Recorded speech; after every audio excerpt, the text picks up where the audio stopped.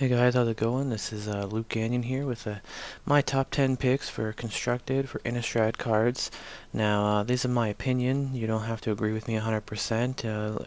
Constructive criticism is great. Um, I'm going to try this weekend and get out there and actually do some of the drafting and the pre-release stuff for this set. It is a pretty cool looking drafting set, but let's see how they are in constructed and see how it's really going to shape constructed throughout new season coming up, because the Zendikar and some of the older sets are getting taken out.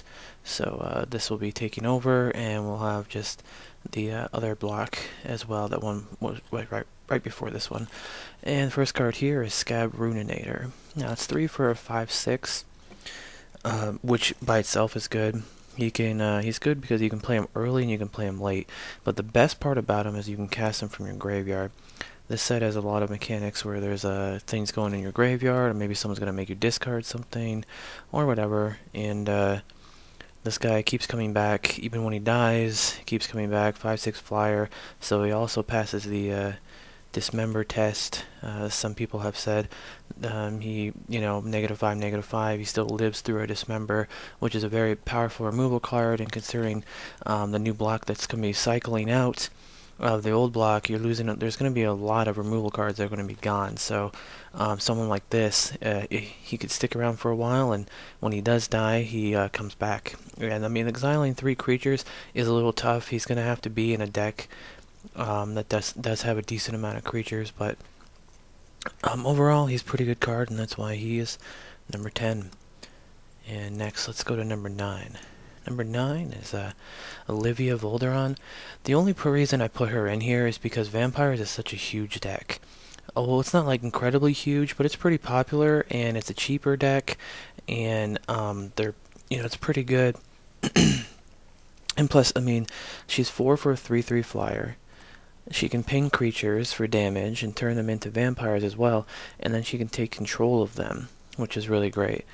It is a little slow of a mechanic for the card, and she is a legendary, so you're not going to be playing multiple of her. Not like having multiple of her in play would be that great anyways.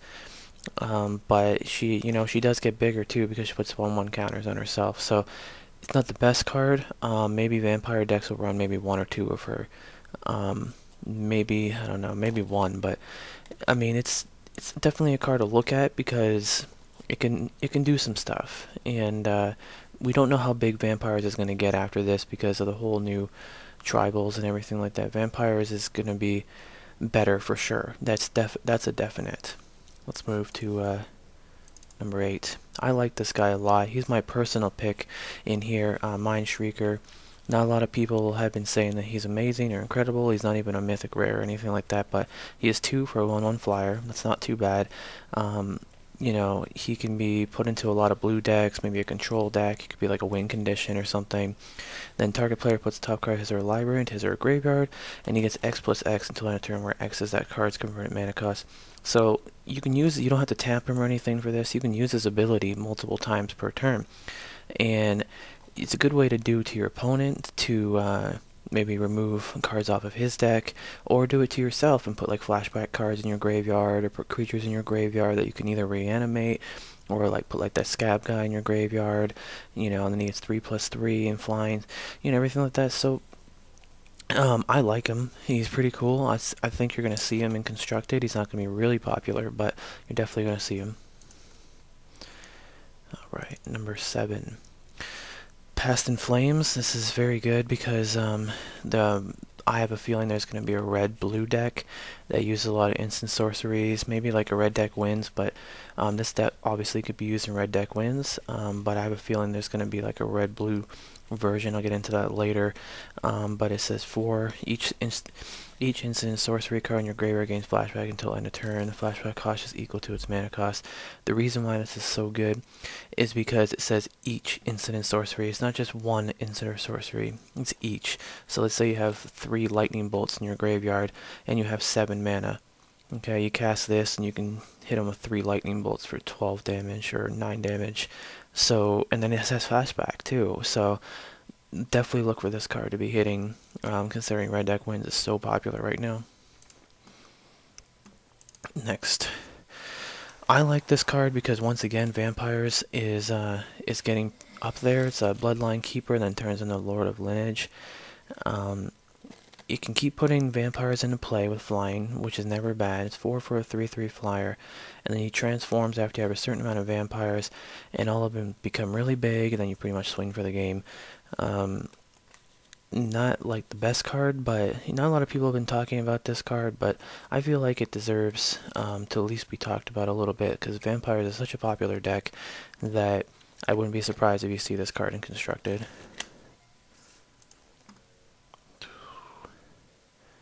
Next. Sorry, I'm just cycling through all the stuff. Alright, I like this guy a lot. Number 5 is Geist of St. Traft. 3 for a 2/2, has hexproof, so he can be targeted by opponent spells or abilities.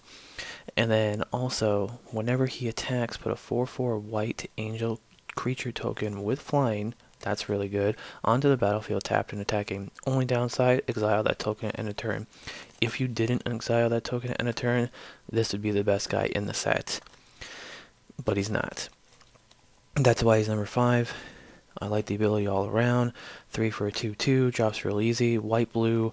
I have a feeling white-blue is there's gonna be some kind of control white-blue deck. These is like angels and this guy, and just smash his face, and it has some good counter backup and bouncing and stuff like that. So look for this guy to be making an appearance in the next couple months here. Okay, number 4.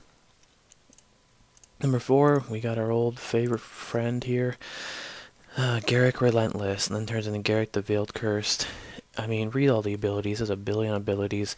The reason that I think that the number one reason that he's number 4 and that he's so high up on the list is because he's so versatile.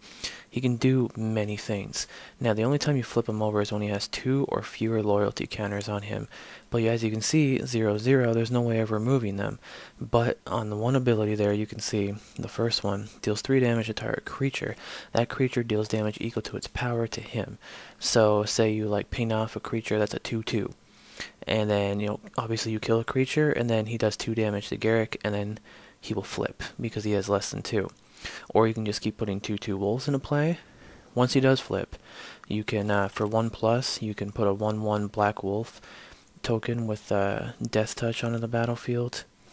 Most likely you're going to be seeing this guy played in like a werewolf deck, just to be honest. But a planeswalker that flips, that's exciting anyways. Then -1, sacrifice creature. You can search your library for a creature card, reveal it, and put it into your hand, then shuffle your library. Now if it said put it into play, this would be the best card in the set, obviously, but it doesn't. That's still a great mechanic though, I like it. And then obviously, you have creatures you control gain trample, and get X+X, blah blah blah blah, you win the game. That's pretty much what it says. So, where X is the number of creatures in your graveyard, which is great. So I can definitely see this card being played in Constructed. Number 3, all the lands. Not going to say one is better than another.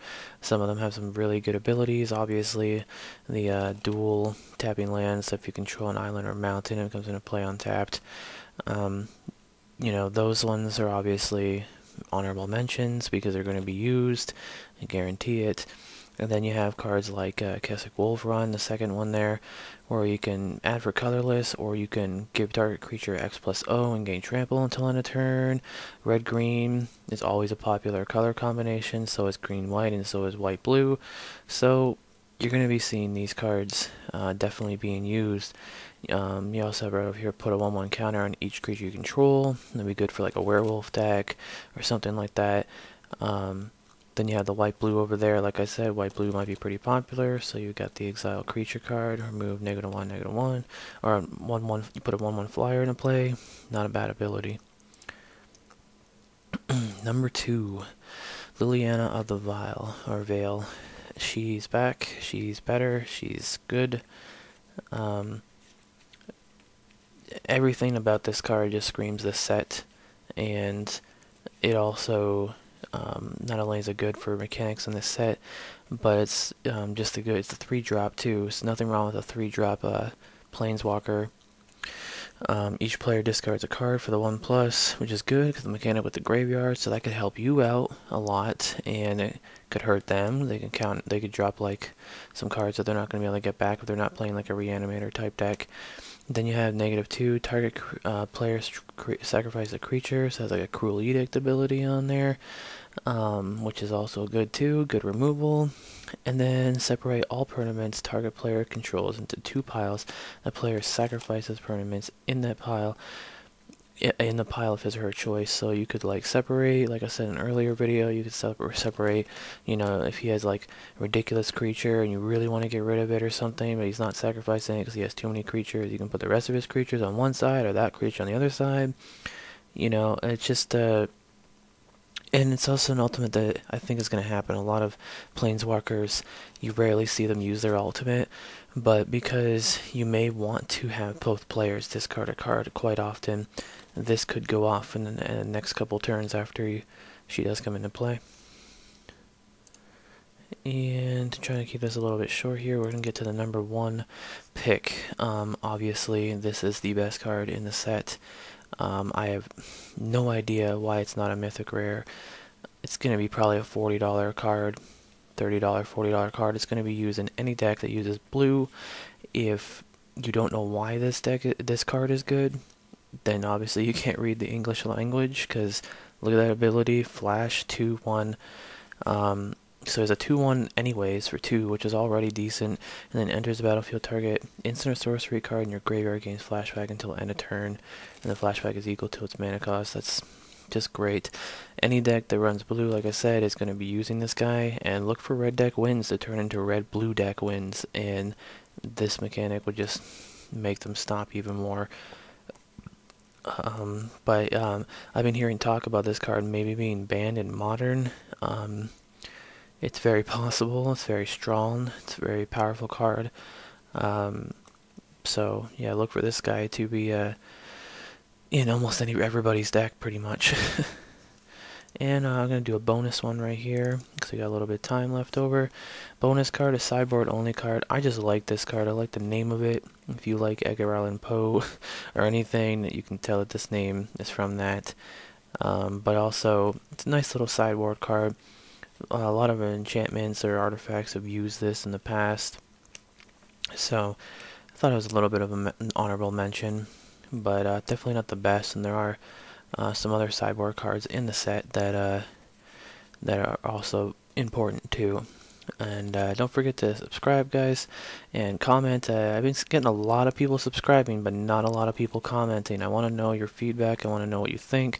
I want to, you know, tips, tricks, questions, anything, trolling, whatever you want to do. It's up to you. Just trying to get this on the road here, and I will keep you guys updated. And like I said, all of this stuff could mean nothing literally in the next couple of months, because we have no idea what Constructed is going to look like. Who knows, vampires may become a worse deck or a slower deck or whatever, but I doubt it. And I think the red deck wins because of the addition of these new cards. It quite possibly red-blue wins. It would probably be the best deck in the set. I might experiment with it and show you what what I really found in my findings there. Remember, click those buttons there, those subscribe buttons, and I'll see you next time.